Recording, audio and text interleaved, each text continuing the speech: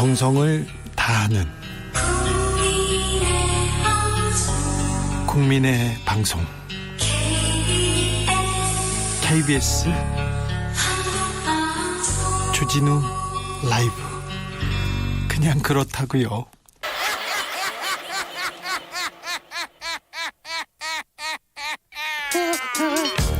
발로 뛰는 기자, 탐구하는 기자, 세상의 질문을 마구 던지는 기자, 기자가 본 오늘의 세상, 기자들의 수다.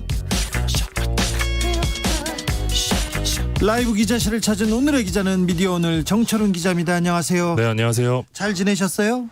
예, 방금 1시간 전까지 과천에 있다가요.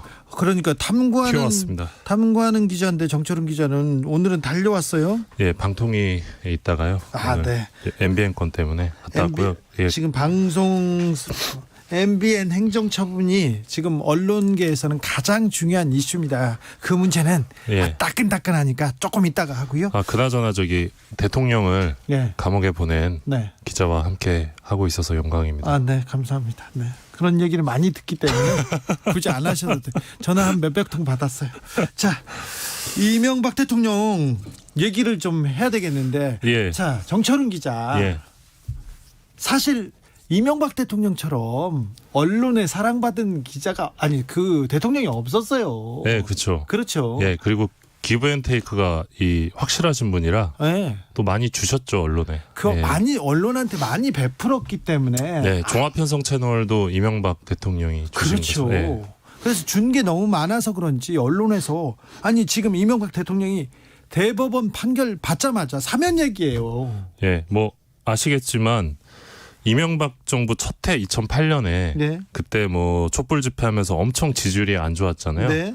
그때 8.15 사면으로 MB가 제일 먼저 풀어준 사람이 조선일보 방상훈 사장이었거든요. 그래요? 예, 사면시켜줬는데 그때 이제 조중동 사주들을 다 사면을 시켜주는 그런 꼼꼼함이 있으셨던 분인데 뭐 그런 것들을 뭐 언론사들도 잊지 않고 있겠죠. 예, 당연히 잊지 않고 있을 텐데 이게 보도로 나타나고 있는 것 같습니다. 아직 재수감도 안 됐는데 벌써 사면 얘기가 나오는데요. 어제 뭐 문화일보에서 불과 몇 시간만도 아니에요. 몇 분 만에 나오더라고요. 네, MB 성탄절 특별 사면 논의 불붙나 이런 제목의 기사를 냈는데 불을 붙이고 싶어요 이런 뜻으로 보입니다. 불을 붙이고 싶은 것 같아요. 불을 붙이고 싶은 것 같은데 이 확정 판결이 나온 만큼 특별 사면 대상에 포함돼 성탄절을 앞두고 사면 관련 논의가 정치권을 중심으로 불붙을 것이다. 시점까지 명확히 이게 박아놓은 거죠 지금 성탄절. 시점까지 명확하게 박아놓는데 이게 문장 무슨 말인지 모르겠었어요. 기자님 글 좀 잘 써주세요. 예, 중앙일보도 같은 날 이제 이명박 징역 17년 확정 사면 조건도 갖춰졌다. 갖춰졌다고요? 이런 제목의 기사를. 대법원 확정 판결 나왔다고 사면 조건 갖췄다고요? 예. 누가 보면 뭐 잘한 줄 알겠네. 훈장 탈일 하는 것 같네. 예, 같은 날 한국경제도 사면 조건 갖춘 이명박 정치적 결단 불가피해진 문 대통령이란 제목의 기사를 냈습니다. 대통령한테 지금 정치적 결단을 하라는 거죠? 예, 그 조선일보도 오늘자에서 이 이명박 전 대통령의 형이 최종 확정되면서 사면 논의가 본격화할 수 있는 전망이 나온다 이렇게 보도를 했습니다. 그래요? 예. 뭘 본격화해? 국민들이 게루키님께서 이런 문자 주셨어요. 2036년 성탄절 말하시는 거죠? 이렇게 얘기하는데 이명박 대통령은 그런데 기자들한테 굉장히 잘했습니다. 서울시장 시절에도 그렇고요. 서울시장 시절에 밥도 많이 샀고 그리고요. 개발 계획 같은 걸 먼저 알려줘서 어디에 땅 사, 뚝섬 투자하면 돈 벌어 이렇게 얘기합니다. 그만큼 이제 기자들을 굉장히 잘 관리했었다. 오래전부터 볼 수 있는 대목들이 좀 있는데요. 이명박 씨가 여기서는 이명박 씨라고 부르겠습니다. 이 우호적인 언론인들을 위한 청탁을 했었다. 이런 증거를 저희가 입수한 적이 있습니다. 2006년 서울시장 직후 시절로 보이는데요. 저희가 기자들의 명단 그리고 접대 금액이 담긴 출금 전표를 단독 보도한 적이 있습니다. 그랬죠. 미디어들이. 그때 그 액수를 써놨더라고요 옆에다가. 예, 저희가 그때 그 문서를 그 영포빌딩 지하 2층에서 이제 발견했었는데요. 여기서 이제 기자들을 향한 이 MB의 꼼꼼한 접대. 이분이 결코 이제 돈을 허투루 쓰는 분이 아니시거든요. 절대 아니죠. 절대 그러실 분이 아닙니다. 예, 여기 보면 이제 뭐 2006년 8월 1일부터 31일까지 한 달간 기자들을 4번 접대하면서 206만 6,200원을 썼다 이런 기록이 있었는데요. 네. 접대 명단 보면 연합뉴스, 한국일보, 조선일보, 동아일보, YTN 뭐 이런 기자들의 실명이 등장을 합니다. 연합뉴스 최화무계 기자, 조선일보 권화무계 기자, 동아일보 박화무계 기자 다 누군지 알아. 네, 뭐 그렇고요. 뭐 네. 10월 2일에는 한국일보 기자 2명과 만나 14만 원을 쓰고 2차에 가서 80만 원을 쓴 기록이 있고요. 네, 2차에 80만 원입니다. 네, 10월 10일에는 조선일보 권화무계 기자와 만나서 40만 원을 또 쓰셨네요. 네. 그리고 9월 14일에는 중앙일보, 연합뉴스, KBS, SBS 기자와 만나서 103만 원을 썼고요. 거의 다 정치부 기자입니다. 네, 맞습니다. 네. 그리고 2006년 7월 26일에는 동아일보 박아무개 기자 연수 격려 명목으로 100만 원을 썼다고 나오고요. 네. 이게 뭐 촌지인 셈이고요. 네. 7월 27일에는 조선일보 윤하무개 기자 연수 격려 명목으로 역시 100만 원. 네. 그해 10월 4일에는 중앙일보 최하무개 기자에게 이 추석 귀향비 명목으로 50만 원을 줬다고 기록이 돼 있습니다. 만날 때마다 돈을 줬어요. 예, 그러니까 네. 이 같은 촌지가 주요 매체의 정치부 기자를 대상으로 전방위적으로 뿌려졌을 가능성이 높은 대목이었는데요. 네. 이명박 씨는 지금 징역 17년을 받았는데 이 당시에 접대를 받으면서 여론을 호도했던 기자들은 아무런 처벌을 받지 않은 채 여전히 언론계에 남아 있습니다. 지금도 이명박 전 대통령 비호하고 있어요. 그리고 이명박 대통령에 대한 기사를 쓰잖아요. 제가 좀 썼잖아요. 특종도 많이 냈잖아. 네. 언론에서 안 받았어요. 이게 의미가 있으면 기사 의미가 있으면 받았어야 되지 않습니까? 이번에 제가 그 시사인에서 썼던 기사가 이명박 대통령을 감옥에 보내는 결정적인 증거와 자료들을 그랬죠. 냈잖아요. 예. 근데 아무도 받아쓰지 않았어요. 그때 어떤 언론도 얘기하지 않았어요. 주진우의 기사를 받았으면 위험하다는 걸 이제 직감을 하는 거였죠. 네. 그런 얘기는 꼭 소송과 그런 얘기는 안 해도 돼요. 전형 약속이 끊기고. 네네. 이명박 대통령 측에서 저한테 굉장히 잘하려고 공을 많이 들였죠. 네, 아무튼 이 당시에 뭐 촌지 받고 뭐 접대 받았던 기자들한테 좀 확인 전화를 해봤었는데요. 네, 그때 뭐래요? 뭐 기억이 나지 않는다, 받은 적이 없다 이렇게 입장을 밝힌 기자들이 있었어요. 옆에다 다 적어놨습니다. 깨시미님이 소송비도 삼성의 돈으로 했다고 하는데 본인 돈으로 줬을까요? 얘기합니다. 그렇죠. 네, 이 돈도 이제 다스에서 마련한 불법 자금으로 이렇게 술을 사고 밥을 샀다. 뭐 이렇게 검찰이 판단했던 걸로 알고 그렇습니다. 있습니다. 맞습니다. 검찰에서 그렇게 얘기했어요. 네. 조혜성님이 10수년 함께 일한 직원에게는 밥 한 끼 안 사주는 분인데 참 대단하십니다. 얘기했고요. 1156님은 시사인 주진우 기자는 왜 명단에 없죠? 굉장히 친하다고 기자 본인은 그러시던데 얘기하는데. 저는 밥은 같이 안 먹어요. 겸상 안 합니다. 이런 사람들하고. 자.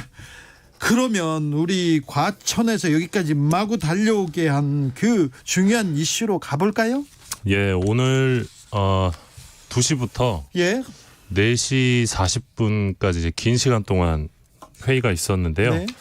이 종합편성 채널 출범 당시에 이 투자자본금 556억 원을 편법 충당하고 이 수년간 회계 조작을 벌이고 이를 은폐했던 MBN에 대해서 방송통신위원회가 오늘 방금 이 방송 전부 영업정지 6개월 행정처분을 의결했습니다. 네. 다만 이 영업정지 시점을 6개월간 유예를 해서요. MBN이 오는 11월에 재승인을 앞두고 있는데 만약에 재승인이 될 경우 2021년 5월부터 광고, 편성 모든 영업이 정지가 될 예정입니다. 아, 그래요? 6개월간. 2021년 5월부터 MBN은 없는 거죠? 그러니까 하고 안 나옵니까? 5월부터 6개월간 이제 자막만 나온다고 보시면 되고요. 영업 정지 상태다. 사실상 블랙아웃 상태라고 보시면 될 것 같은데요. 네. 일단 당연히 MBN이 행정소송에 나설 것 같습니다. 네. 너무 이제 부당하다. 그러니까 우리가 잘못한 건 맞지만 너무 이 형이 무겁다. 그래서 행정소송에 나설 것으로 보이고요. 행정소송이 끝날 때까지는 이 행정처분을 집행할 수가 없습니다. 그래서 소송하겠네요, 그냥. 그러면 시점이 내년이 될지 내후년이 될지는 지금 알 수 없는 상황입니다. 근데 애초에 종편이 생길 때부터 이게 좀 잘못된 거 아닙니까? 자본금을 얼마를 가지고 우리가 어떤 방송을 만들겠어요 하는 게 이게 잘못된 거였잖아요. 아예 거짓말이었잖아요. 예, 그러니까 MBN이 2011년에 이제 최초로 이제 승인을 받으려고 할 때 우리가 이 납입 자본금으로 3,950억을 맞추겠다라고 이제 방통위에 이제 제출을 했어요. 예. 그러니까 방송사를 꾸리기 위해서 3,950억을 모아오겠다라고 했는데 네. 못 모은 거예요. 그거 거짓말이었죠. 못 모아서 은행에 대출을 받습니다. 네. 은행에 대출을 받아서 그거를 MBN 이 매경 임직원 16명에게 줍니다. 나눠줘요. 예. 이 사람들이 일종의 차명주주가 되는 거죠. 그래서 실제로는 556억 원 상당의 돈이 마치 투자가 된 것처럼, 근데 투자가 된 게 아닌 거죠. 네. 예, 그렇게 해서 허위로 이 주주 명부를 거짓 작성했고요. 그 다음에 재무제표도 허위로 작성한 뒤에 2017년 재승인 때까지 계속해서 반복적으로 재무제표를 거짓 작성했습니다. 한 번 장부를 잘못 거짓말로 써놨으니까 계속 거짓이 이어간 거죠. 예, 아마 이미 이제 2014년에 이제 언론개혁시민연대를 비롯해서 당시 이제 김상조 교수도 이제 거기 참여했었는데 네. MBN 주주 명부가 좀 이상하다. 예. 그러면서 이 의혹을 제기한 바 있거든요. 예. 바로 요 내용이었는데 그 당시에 방통위가 제대로 잡아내지 못했고 MBN에서도 전혀 사실무근이라는 입장을 밝힌 바 있었습니다. 예. 오히려 뭐 소송으로 대응하겠다 이런 입장을 밝혔었는데 거짓말을 모두 이제 해놓고 새빨간 거짓말이었던 네, 거죠. 거짓말을 하고 지적했더니 소송한다고 오히려 역성을 냈었어요. 네, 방통위는 오늘 최초 승인 당시에 3,950억을 정상적으로 모으지 못했다는 사실을 알았다면 방통위는 승인하지 않았을 것이다 이런 입장을 밝혔는데요. 네. 그런데 승인 취소 결정이 나지 않고 6개월간 24시간 영업정지 결정이 나오게 됐습니다. 안에서 방통위원들끼리 여러 좀 논란이 있었을 거 아니에요. 예. 자, 법대로 해야 된다, 승인 취소해야 된다는 사람도 있었고, 예. 야 이거 봐주자 이런 사람도 있었을 텐데 어떻게 엇갈렸습니까? 일단 청와대 추천 김창룡 상임위원은 예. 승인 취소밖에 답이 없다. 법이 그래서 그렇다고. 예. 법이 그래서 그러니까. 승인 취소를 주장했고요.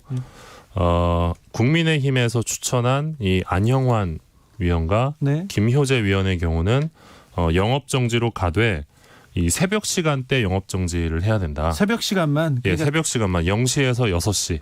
네. 예. 0시에서 6시만. 예. 그냥 보통 그냥 이게 뭐예요? 눈 가리고 아웅 아닌가요? 네, 그런 입장이었고요. 잠시만요. 김효재 씨가 여기 가 있네요. 김효재 씨는 이명박 정부 시절에 정무수석했어요. 청와대 정무수석했는데 거기서 구속됐죠. 또 조선일보 출신이시죠. 네. 구속됐는데 나와서 지금 방통위원으로 계시네요. 네. 예, 그리고 다른 분들은 나머지 이제 김현 부위원장과 한상혁 위원장이 이제 6개월간 24시간 영업 정지 입장을 내서 김창룡 위원이 이제 이 두 분의 의견에 이제 따르면서 이제 입장을 바꿨습니다. 네. 입장을 바꾸면서 이제 3대2로 6개월간 24시간 영업정지로 의결이 됐습니다. 네, 지금 방통위원은 5명이죠. 예. 방송통신위원장은 장관급이고요. 방통위원들도 차관급입니다. 네. 굉장히 높은 사람들입니다. 네. 돈 많이 받아요.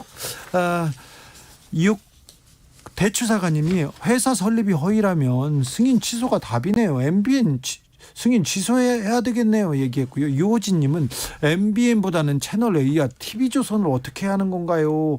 이 문제가 나옵니다. 그러면은 사실 관심은 MBN 그다음에 채널 A, TV조선으로 가 있습니다. 그렇죠?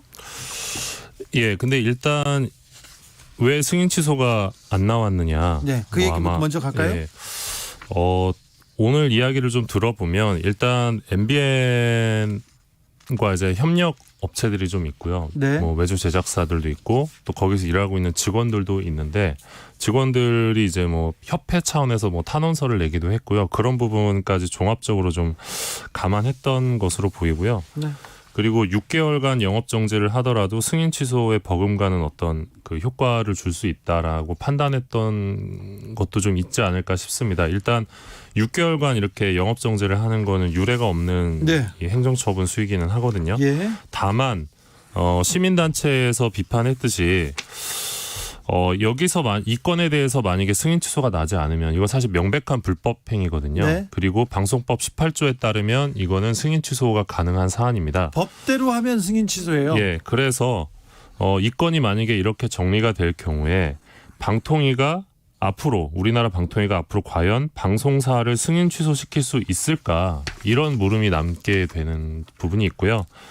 방송법이 무력화되는 것 아니냐 이번 건으로 인해서 그러니까 방송법이 있어봤자 방송사를 날릴 수도 없는데 방송법이 무슨 소용이냐 이런 어떤 뭐 허탈함이나 비판이 나올 수 있는 지점이 있기 때문에 논란이 조금 이어질 가능성이 있습니다. 아까 질문대로 MBN도 MBN이지만 채널A하고 TV조선이 남아있거든요. 그래서 이게 관심이 커요.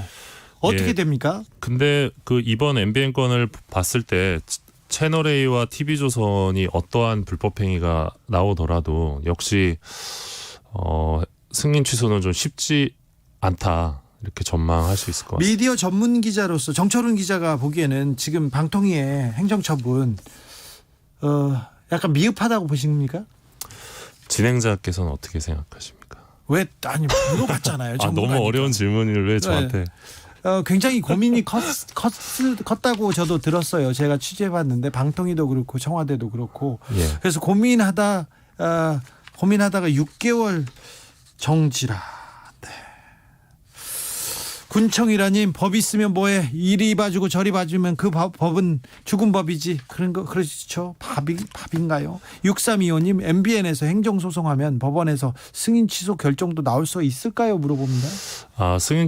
행정소송은 이제 행정처분에 대해서 부당하다는 걸 제기하는 거기 때문에요. 네. 이제 6개월 영업정지에 대해서만 다투게 되는 것이기 때문에 승인 취소가 나올 가능성은 없습니다. 그렇습니까? 네. 다음 이야기로 넘어가 볼까요?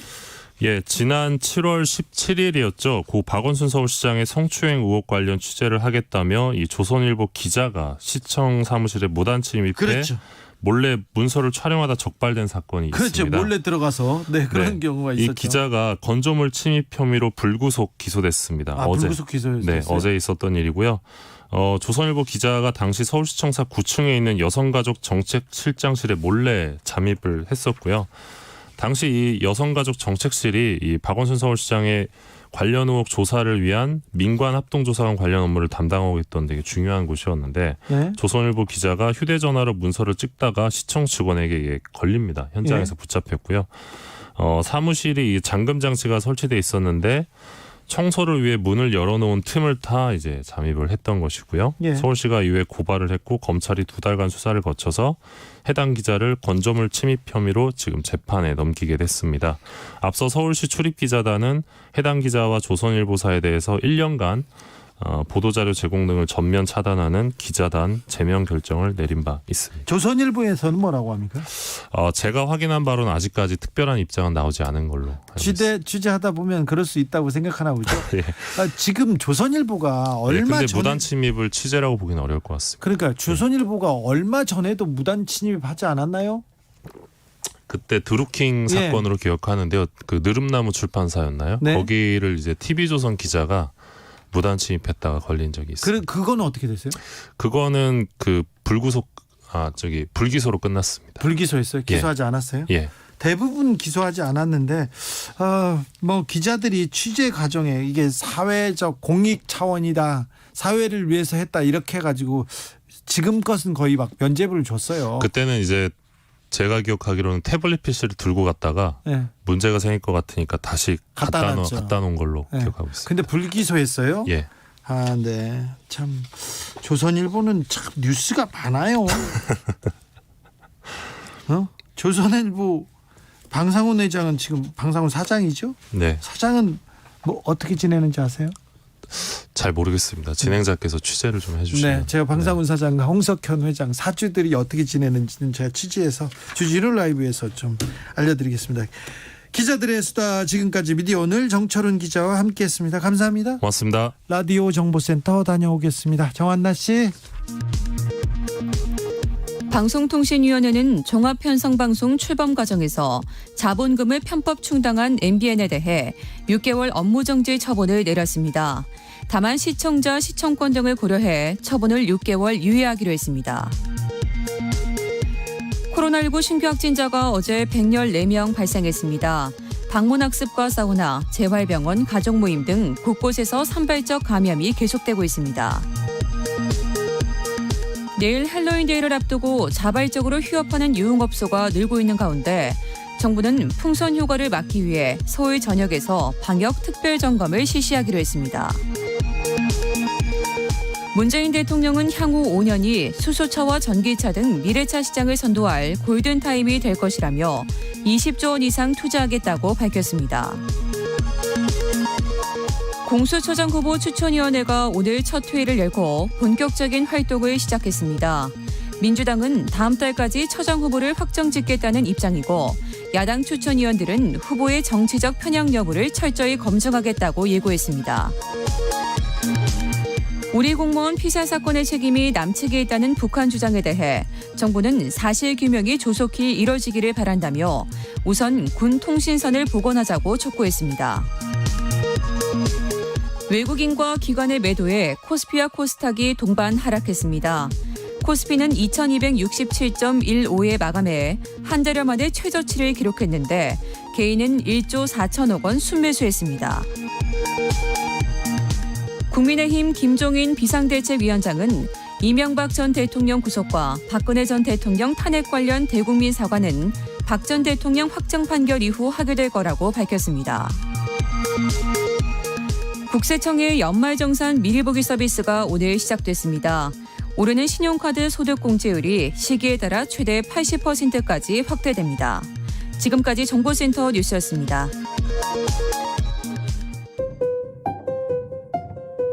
정치 피로, 사건 사고로 인한 피로, 고달픈 일상에서 오는 피로. 오늘 시사하셨습니까? 경험해보세요. 들은 날과 안 들은 날의 차이. 여러분의 피로를 날려줄 저녁 한 끼 시사. 추진우 라이브.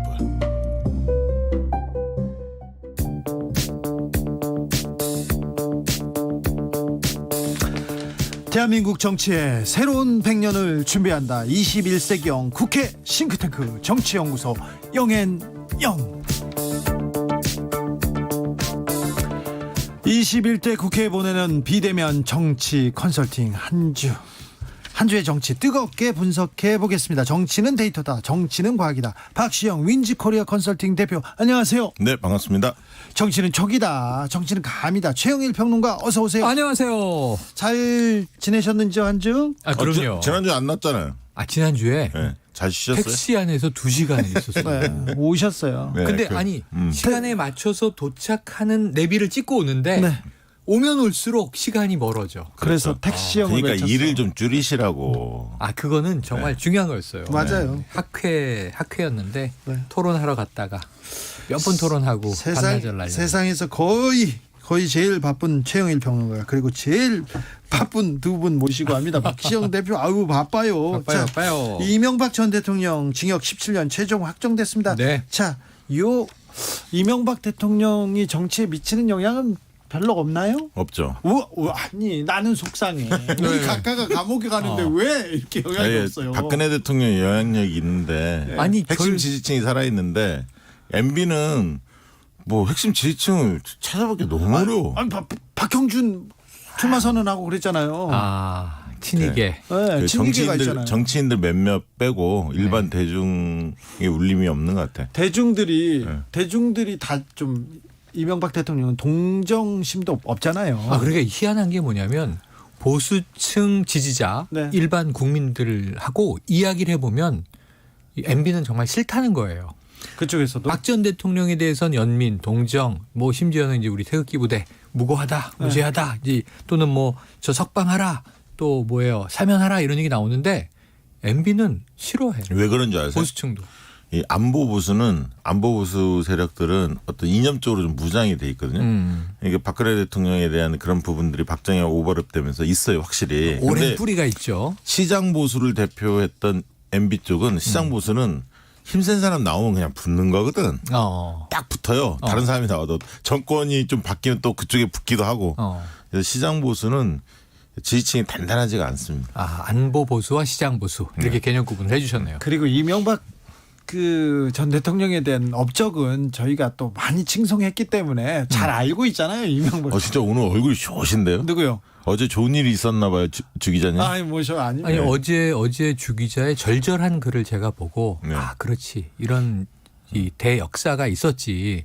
사실은 엄혹한 시기였어요. 10년 전을 떠올려 보면 네. 그때 이 뉴 메카시즘이라 그래서 방송계에서 사람들이 하나둘 사라질 때예요. 방송 프로그램을 하다가 안 나와. 프로그램이 막 바뀌어. 한마디 하다가 그날 잘렸어요. 예. 그날. 근데 사실은 지금 이 다스의 주인은 누구입니까? 이 질문 하나로 13년 만에 여기까지 왔는데 그러면 그 중에 가장 혁혁한 죄를 지은 분이 주진우 기자다. 죄? 네. 아니 그러니까 NBA 입장에서. NBA 입장에서. NBA 입장에 다스가 누군지 그걸 왜 그렇게 궁금해했어요. 왜 이런 지경을 만들어? 그때 정말 기억이 많이 나요. 다스는 누굽니까? 그렇죠. 누구 것입니까? 뭐. 8월 달에 제가 기사를 써놓고 그걸 외치고 다니는데 아무도 안 받아줘요. 아까 저기 정철훈 기자하고도 얘기했는데 언론에서는요 이명박이 성군이에요. 세종대왕급이에요. 왜 그러냐면 종편도 만들었죠. 종편 만들어주고 그리고 부동산 있지 않습니까? 언론사의 부동산을 다 챙겨줬어요. 상암동. 아니, 상암동 개발도 그때 한 거죠. 개발- 굳이. 그렇게 짠 양반이. 언론에는 좋습니다. 아, 그러셨군요. 그분이 자기 그 운전기사 밥은 안 사주고 안 사주는 분인데 예. 근데 언론 기자들한테 촌지는 줬어요. 기자들한테 촌지 주고 그리고 어느 동네 개발 계획을 가지고 있으면서 기자들한테 거기 살아? 여기 개발한다 그 얘기를 알려주고. 그래서 언론과 이명박은 굉장히 단단해요. 아, 지금도. 그래서 오늘 보니까 조선일보부터 필두로 해서 사면 얘기를 갑자기 어제부터 야, 판결 나오자마자. 사면 얘기를 꺼내는 심리는 어떤 심리인가요? 이게 언론의 특징이에요. 그동안 관리를 해줬기 때문에 보훈하는 건가요? 그래서 이명박 관련돼서는 취재도 어렵고요. 보도하지 않습니까? 의미 있는 취재를 해도 또 아무도 안 써줘가지고 굉장히 괴로웠어요. 얘기하잖아요.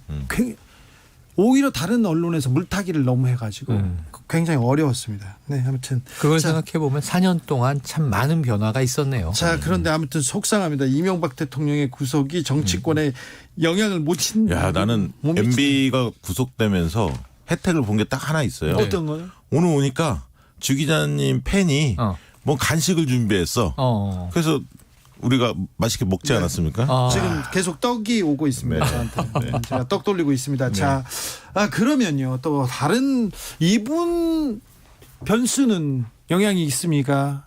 윤석열 총장 그리고 이제 윤석열 총장보다 추미애 장관이 위로 올라갑니다. 뭐가 왜 위에 올라가죠? 아니 추미애 장관 뉴스가 계속 나옵니다. 최근 검찰과 검찰 속에 있는 추미애 그러니까 장관. 국감이 끝난 게 아니라 ING 진행형이다 라는 느낌이 들 정도로 검찰 이슈는 계속 살아가고 있고 어떻게 보면 또 공수처까지 그렇죠. 되고 있고 또 윤석열 추미애 두 분만 기억에 남았잖아요 이번 국감은. 그렇죠. 근데 이제 두 분 간의 그 뭔가 대립 관계가 계속 지속될 것 같아서 상당히간 이 검찰 이슈가 온 국민의 관심으로 떠오를 수밖에 없다. 내년 초까지는 그럴 것 같습니다. 그러니까 조국 장관의 재판까지 이렇게 쭉 보면 내년 상반기까지는 역시 그래도 최고의 이슈가 검찰 이슈다. 국감 끝나고 나서 검찰에서 공수처로 넘어갈 줄 알았는데 그래도 아직 추미애 윤석열의 영향력이 굉장하네요. 굉장하고 우선은 이 검찰 이슈가 계속 가기 때문에 공수처의 필요성을 계속 얘기하고 있는 건데 추 장관 문제와 국정감사 이후에 여야의 입장이 쫙 갈린 게 자 여당은 일관적으로 공수처 그러니까 공수처 라임 옵티머스 공수처 이거고 MB도 있었잖아요. MB 구속 이게 MB도. 컸어요 또. 맞아요. 공수처 관련해. 그리고 지금 야당은 특검. 근데 특검은 탄력을 못 받고 어차피 야당 스스로도 특검은 못 가는 걸 알고 있고. 왜냐하면 여야 합의 사항인데. 아니 근데 네. 정말 이해가 안 가는 게 검사들 평검사들이 추 장관에 대해서 비판글을 막 올리잖아요. 올릴 수 있는데 네네. 정말 이문정 검사 이야기했듯이 아니 MB 이런 문제에 대해서 BBK 문제를 다뤘던 사람들 그리고 김학의 사건을 다뤘던 사람들 뭔가 부끄러움이 있고 자성이 있어야 하는데 자성이 없어. 아니 검찰은 검사들은 자성하는 사람들이 아니라니까요. 지금 아니, 그래서 시사인 소속이었는데 시사인에서 여론조사 했는데 검찰, 대법원, 정의당 세 곳은 지난해에 비해서 신뢰도가 더 떨어졌어요. 거의 바닥입니다. 바닥이었는데 더 떨어질 때가 있었나요, 검찰이? 검찰이 더 떨어졌어. 그러니까요. 그런데 문제는 지금 검찰 이슈가 계속 가면서 지금 국정감사가 끝난 이후에 이 윤석열 총장 관련 이슈는 약간 결이 달라지고 있어요. 네. 그러니까 지금 검찰로 쭉 보고 있지만 이 대전에 갔잖아요. 네. 추 장관은 제주도에 갔어. 네. 그 제주는 어떻게 됐냐면 제주에 있는 이환우 제주지검의 검사라는 양반이 그 평검사로 자, 이 추 장관이 인사권 그리고 이 지휘권, 감찰권 이걸 남발하고 있다. 검찰개혁 물 건너갔다. 여기서부터 와 드디어 커밍아웃 나왔다. 근데 추 장관이 좋습니다. 이 커밍아웃 하면 이 개혁만이 답입니다. 이렇게 얘기를 했는데 제주도를 공격해 가니까 제주도 왜 가지? 이거 개소식이 행사가 있었던 거고요. 인권센터. 근데 그분이 과거에 좀 문제를 일으켰던 분 아닌가요? 그게 이제 기사 링크가 네. 조국 전 장관도 링크를 날렸고 추 장관도 링크를 날렸는데 경향신문 기사는 1년 전에 동료 검사를 이 문제 제기를 하려는 어찌 보면 이제 시민을 구금하고 압박해서 네. 그 문제를 무마시켰다는 거죠. 네. 인권유린이죠 일종의. 네. 그 기사는 의혹인데 전 대검이 그럼 뭐라고 얘기를 할까 이 사안에 대해서 한마디를 했어요. 징계를 한 바가 없다. 그러니까 이게 난 더 이상해. 뭐냐면 그런 사건이 없었다든가 그런 사건이 있었지만 오해였다든가 경미했다든가 어떻게 처리했다는 게 있는데 뭐 징계 안 하면 없었던 것처럼 얘기를 하는 게 징계한 바가 없다. 그러니까 검사끼리의 이 끼리 문화 이게 제19 공수처의 이 대상인 거잖아요. 필요성이잖아요. 네. 그런데 이것과 논외로 윤 총장이 대전을 간 행보가 대권 행보로 비춰지기 시작합니다. 지금 정치인으로 네. 보여요. 아니 그 원래 저기 그 집안이 그쪽이잖아요. 충청도. 그러니까 이게 논산, 본인의 고향은 네. 서울인데 네. 부친의 고향은 충남 공주예요. 네. 공주예요. 논산 공장. 맞아요. 공주, 부여, 논산 다 같은 네. 지역이죠. 그래서 이 대전에 갔는데 이게 분위기가 좀 남다른 게 그 손하트 하면서 활짝 웃는 사진이 기존의 윤석열 총장과 관련된 보도 사진과 윤석열 총장님 참 안 어울리더라고. 결이 달라요. 네, 안 네. 어울리더라고. 근데 보도 네. 오늘 그 갤럽에서 조사 결과 발표됐어요. 그래서 수치는 이제 말고요. 수치는 안 할게요. 네. 근데 7월 달하고 10월 달 조사를 비교를 했습니다. 네. 추 장관의 직무수행 평가, 윤석열 총장의 직무수행 평가 각각에 했는데 둘 다 떨어졌어요. 둘 다 떨어졌는데 흥미로운 건 뭐냐면 이제 윤 총장도 떨어졌는데 중도층이 어떻게 반응했느냐를 봤더니 중도층에서는 게 전체는 추 장관의 그 하락폭이 더 컸어요. 윤 총장의 하락폭보다 7월 대비 10월 조사에서. 그런데 중도층만을 딱 떼어놓고 보면 윤 총장의 하락폭이 조금 더 컸습니다. 그 얘기는 국감에서 보여줬던 모습이 보수층한테는 굉장히 기대감을 불러일으켰지만 중도층이 볼 때는 태도 같은 걸 같이 따져보거든요. 내용도 내용이지 발언 내용도 내용이지만 태도를 보는데 태도 부분에 있어서 감점이었다. 굉장히 마이너스였다. 그런 생각이 듭니다. 뭐 태도는 별로 좋지는 않죠. 자세도 별로 안 좋죠. 자, 그런데 검사인데 네. 법무부 장관이 검사를 공격한다로 비춰질 수 있으니까. 네, 그렇습니다. 그래서 그래서 검사들이 지금 계속해서 자기도 커밍아웃 하겠다고 계속 나오고 있어요. 이거는 아니죠. 그런 커밍아웃 만약 하고 싶으면 하는데 그동안 잘못했던 거에 대한 자성 이런 어떤 캠페인을 같이 해야지. 자성이라뇨 검사가. 아니 지금 MB 구속되면서 또 확인했는데 그 사람들이 지금 가만히 있겠어요? 그걸 보면서? 근데 중요한 건 이거예요. 저는 이게 예를 들면 이 검찰 조직 내에서도 아니 조그만 중소기업 내에서도 모든 조직 사람이 3명 이상 모인 곳은 정치가 돌아가요. 누구 편 해서 이 또 다 노선이 생기고 격돌이 다 있어. 근데 검찰 조직이 왜 없겠어요? 지금 이 추 장관의 개혁 노선이 옳다. 아니다. 윤 총장을 따르자. 혹은 뭐 아니야. 난 관망파야. 뭐 여러 유형의 검사들이 있을 텐데 2,000여 명에 2,200여 명이죠. 근데 이 중에 이 예를 들면 복받친 사람들이 전 이런 그 문제 제기할 수 있다고 봐요.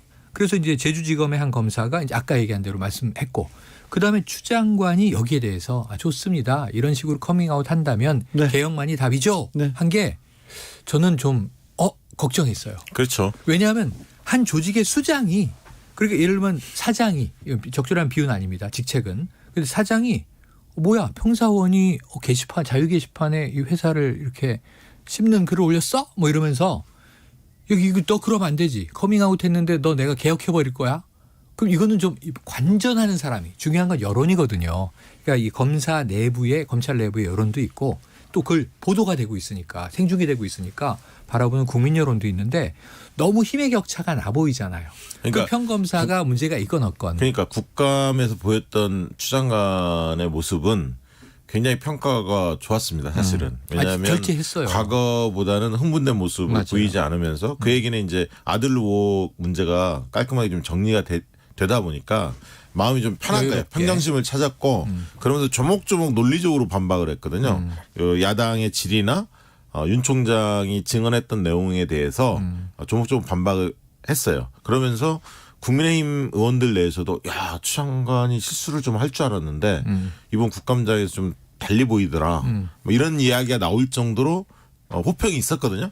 그런데 이제 아까 그 평검사의 굳이 그 문제를 대응을 하면서 큰 사람 이미지가 보여졌다가 그렇지 않은 모습이 같이 오버랩이 좀 되는 거예요. 마이너스죠. 마벨 TV님이 추윤 갈등이란 것은 중대장과 소대장 간의 갈등 같은 의미인가요? 이거 말도 안 되는 프레임 아닌가요? 이렇게 얘기하는데 이 얘기는 잠시 후에 이어가겠습니다. 그렇죠. 교통정보센터 다녀오겠습니다. 김한나 씨. 네, 도로 위에 교통량이 많은 만큼 전방 주시 철저히 해주셔야겠는데요. 지금 서울 양양간 고속도로 서울 쪽으로 서종 부근 1차로에서 승용차 관련 사고를 처리하고 있습니다. 부근으로 혼잡해서 주의 운전하셔야겠고요. 이후로 남양주금소부터 강일나들목까지 7km 밀립니다. 서해안 고속도로는 서울 방면으로 서평택 분기점에서 용담터널까지 27km나 밀리고 있고요. 경부고속도로는 부산 쪽입니다. 총 47km가 밀리고 있는 가운데 죽전에서 수원 사이와 목천 부근에서 옥산 분기점 구간이 가장 많이 밀리고 있습니다. 또 이후로 북대구 부근에서는 1차로에서 사고를 처리하고 있는데요. 금호 분기점부터 북대구 나들목까지 8km 사고 여파받고 있습니다. 제2중부고속도로는 곤지암 부근에서 하번천 터널 부근 12km 정체고 중부고속도로는 하남 방면으로 많이 밀리고 있는데 일죽 부근에서 모가 부근 8km 또 곤지암에서 중부 1터널 부근 15km 다시 하남 분기점 지나기가 어렵습니다. KBS 교통정보센터였습니다. 테이크아웃 시사 나왔습니다. 오늘도 하나 챙겨가세요. 주진우 라이브.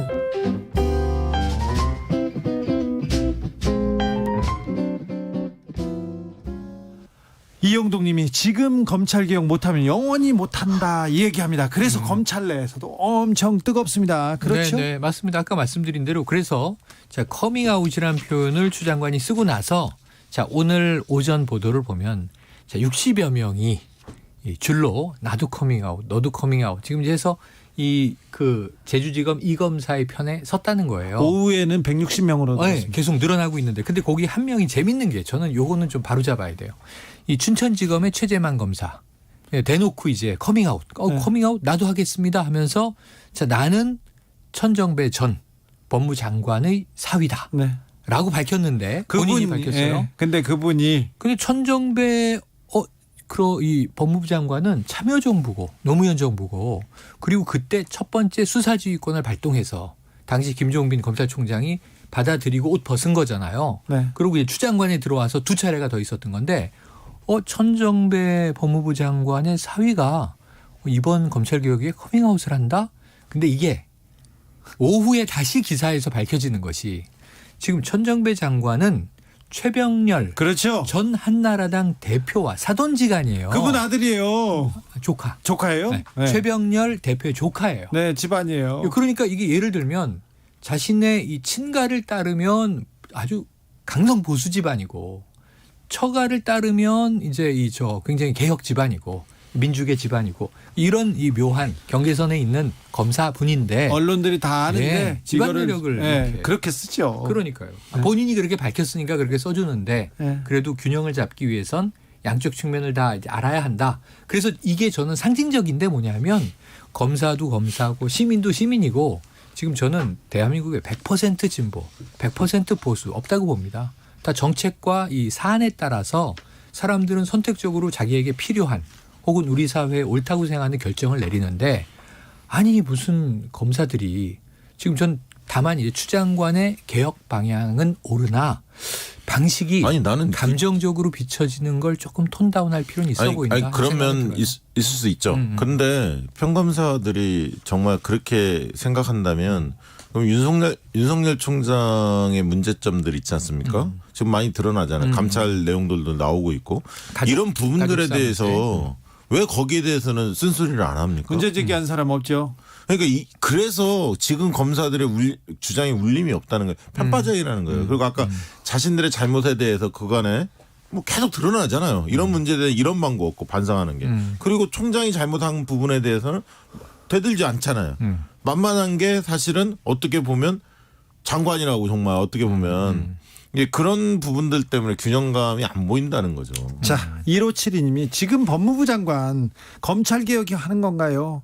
정치 법무부 장관입니다. 이렇게 얘기했고요. 네. 무슨 이티주님은 검사들은 노무현 대통령한테 학번 물어보는 그 순간과 그랬죠. 하나도 변한 게 없어요 얘기합니다. 자, 다시 여의도로 저 물길을 돌려보겠습니다. 네. 국민의힘 지지율이 답보 상태예요. 그래서 김종인 위원장 괜찮을까요?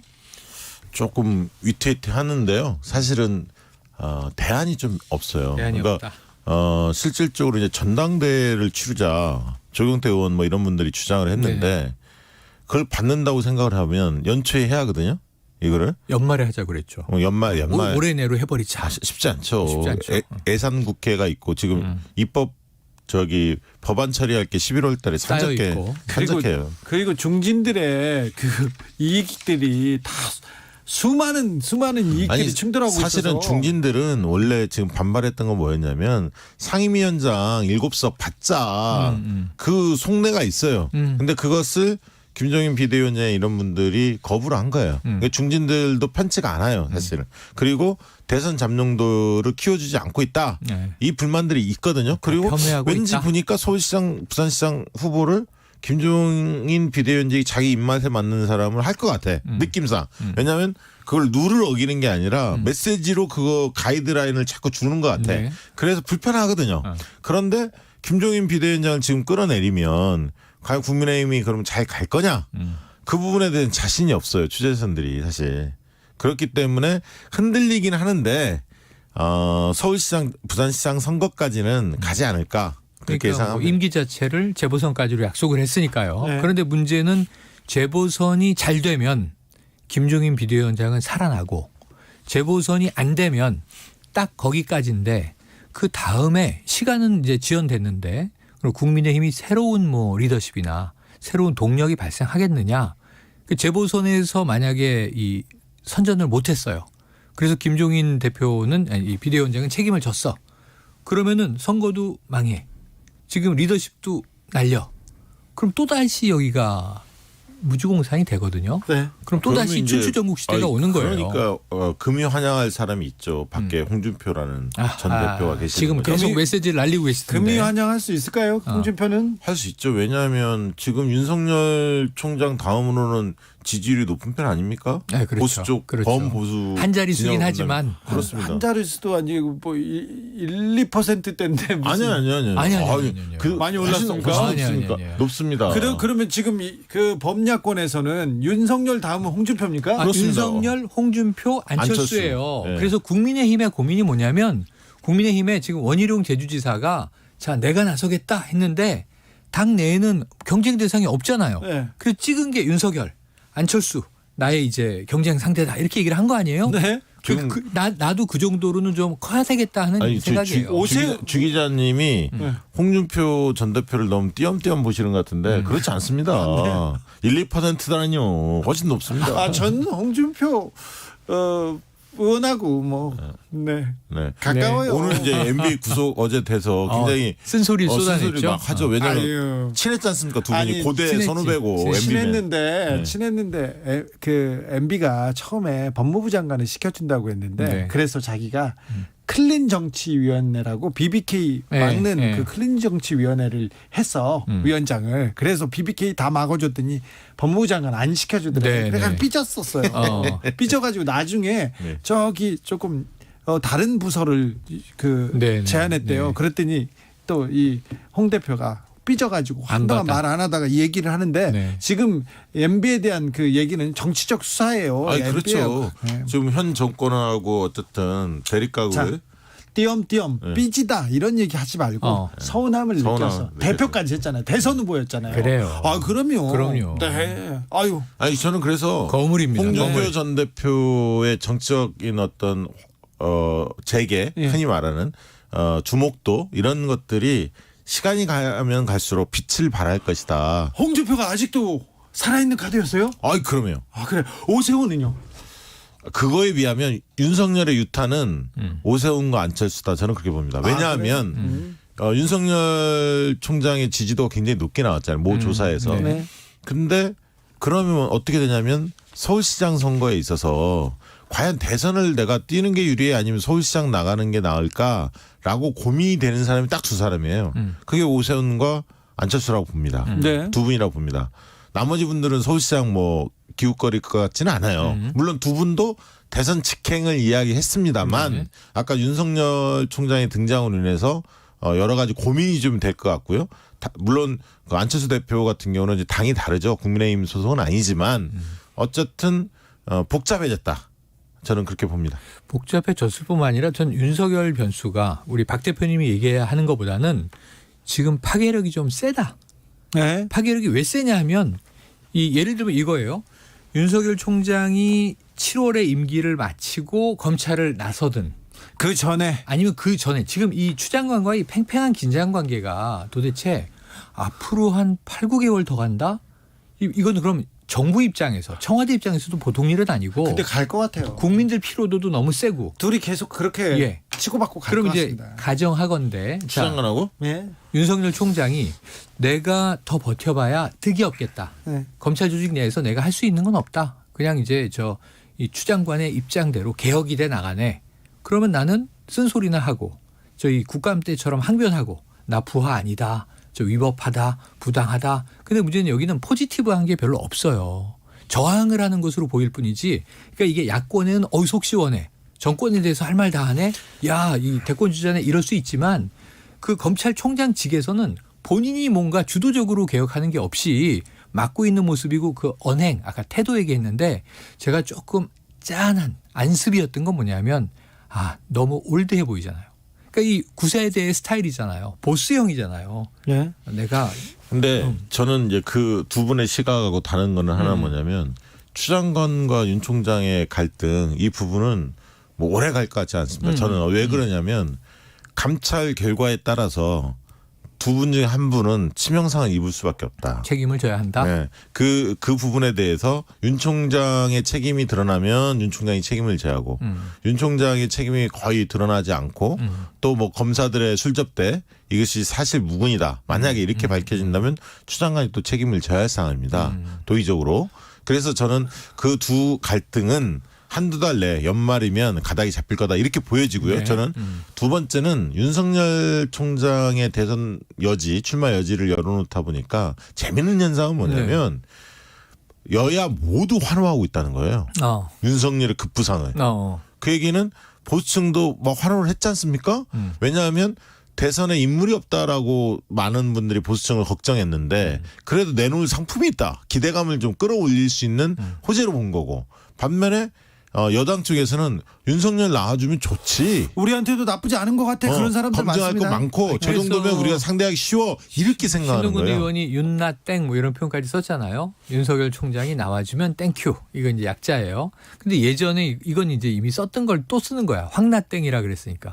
황교안 대표가 대권 주자로 나와준다면 민주당 입장에선 땡큐다. 저는 그랬던 이제 건데. 그 여당 의원들이 그 말을 하실 때 그런 표현들은 좀 삼가하는 게 좋다. 맞아요. 네. 저도. 좀 격조 있게. 네. 그래서 이제 품격이 중요하죠. 이 황나땡, 윤나땡 이런 거는 최영일 평론가 입에서 나오는 그렇습니다. 형태로. 자, 제가 얼마든지 할 수 있죠. 그런데 지금 감찰을 하고 있는데 감찰 결과가 나오더라도 윤석열 총장한테 치명타를 주지는 않을 거라는 게 검찰 쪽에서의 내부의 시각이에요. 아니, 검찰은 늘 그렇게 생각하죠. 수사지휘권 발동을 처음에 했습니다. 지난번에. 네. 그때 결과가 어떻게 나왔습니까? 검언 유착 관련해서. 그 지금 그거는 정말 이거는 붕괴해야 하는 게 한동훈 지금 검사장이 뭐 이 직책이 뭐죠 그분이? 지금 현재는 이 법무연수원 연구위원인가? 그분이 지금 비밀번호를 가르쳐주지 않고 있잖아요. 자기 휴대폰에. 그 부분에 대해서 왜 분개를 하지 않죠? 그런데 검사들은 일단 수사를 했으면 이게 문제가 있다. 아니 적어도 언론도 마찬가지예요. 이 문제가 채널 아까 지금 주 기자님 표현도 저는 이건 잘못된 표현이라고 봐요. 왜 그런지를 설명하고 이 얘기를 해야지 마치 이게 다 끝난 것이 거냐. 한동훈이 떳떳하게 그렇게 다 증거를 제출한 것이냐. 잘못 이해할 수 있다는 거죠. 박 대표님 이미 검언유착에 대해서 검찰의 수사는 지금 한동훈으로 안 가고 뭐 가다가 수습하고 정진웅으로 가버렸잖아요. 그렇지. 정진웅이 지금 재판을 받고 있지 않습니까? 아니, 그러니까 한동훈이 끝까지 버티고 있기 때문에 휴대폰 비밀번호를 안 주고 있기 때문에 그런 거 아닙니까? 자, 그러면 검사들이 이번 감찰을 할 때 버티고 어떻게 해서 결과가 안 나오면 안 나올 가능성에 대해서도 봐야 되는데 그렇게 봐야죠. 그 가능성이 높다는 얘기예요. 5569님이 비정치인이 일시적인 인기로 출마 선언했다. 현실 맛을 본 분들 있었어요. 많았죠. 반기문, 안철수, 황교안, 윤석 이렇게 생각하시는 분들은 많습니다. 네네. 그래서 이분이 그 범야권 후보로 나와서 범야권을 다 정리하고 대선 후보까지 가는 길은 엄청 어려울 거예요. 아니 엄청 어렵고 저는 그게 쉽지 않고 사실은 그렇게 되면 윤 총장도 정치에 섣불리 뛰어들었다가 지금 뭔가 열광에 도취돼서 뛰어들었다가는 아까 말씀하신 정말 뜨거운 맛을 보고 상처 입은 분들의 이 줄을 설 가능성이 큰데 문제는 뭐냐면 이게 야권에는 재앙이라니까요. 야권의 후보를 만들고 키우고 국민들과 소통시키고 교감해서 지금 웬만큼 체력으로 민주당과 격돌할 수 있는 시간과 관심 에너지를 다 윤 총장에게 빨리게 돼요. 자, 근데 윤 총장이 몸집을 키우고 나서 정치권에 안 온다거나 아니면 민주당 주변에서 맴돈다고 생각했을 때는 어떻게 됩니까? 혹은 뭐 초야로 돌아간다든가. 아니 저는 윤 총장은 대선 후보 카드로 폭발력은 없다고 봅니다. 그 이유는 여러 이유가 있지만 하나는 아까 중도층에 어필할 수 있는 그 스타일이 아니에요. 아니다. 첫째, 두 번째는 국가 미래의제, 국가 주요 이슈나 미래의제에 대해 공부할 시간이 없어요. 정치를 해본 분이 아니세요. 세 번째는 과거에 박근혜 대통령 끌어내렸던 장본인이기 때문에 그분에 대해서 끝까지 지지하지 못할 태극기 부대가 존재해요. 보수에서. 그렇기 때문에 확장력 없다. 그러면 그 대선 후보까지 정치권에는 나올까요? 나온다고 저는 보세요? 나오지 못할 거라고 봅니다. 결국은. 최영일 평론가는요? 아니 대선 나올 거 아니면 정치에 왜 기울거리겠습니까? 저는 이게 국감 이전까지는 나오기 어려울 거야. 본인도 그런 결심 뭐 하기 어려울 것 같은데 관심 없는 것 같은데 그랬는데 저는 국감에서 봤어요. 그거는 본인을 지켜달라는 메시지입니다. 그러니까 대선만 염두에 둔 게 아니라 지금 감찰 나중에 이제 조국 장관의 재판 결과 어떻게 나오는지 뭐 이런 등등의 본인으로서 넘어야 할 산들이 여러 개 있는 거예요.